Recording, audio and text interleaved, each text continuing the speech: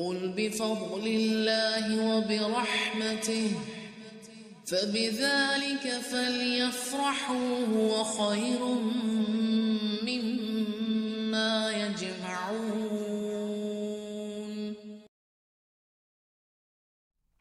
وہ آسمان اور زمین کا پیدا کرنے والا ہے، اس نے تمہارے لیے تمہاری جنس کے جوڑے بنا دیے اور چوپایوں کے جوڑے بنا دیے، تمہیں وہ اس میں پھیلا رہا ہے، یعنی اس دنیا میں جی رہے ہو، اس جیسی کوئی چیز نہیں، وہ سننے اور دیکھنے والا ہے۔ آیت 11 کو ہائی لائٹ کیجئے، بڑی پیاری آیت ہے۔ ایسے لگتا ہے کہ اللہ تعالیٰ چاہتے ہیں کہ ہم اس سے امپریس ہو جائیں، ہم اس سے مرعوب ہو جائیں، کیونکہ لیس کمثلہ شیء وہو السمیع البصیر، اس کی تو مثال جیسا کوئی نہیں۔ آج ہم اللہ سے کیوں امپریس نہیں ہوتے؟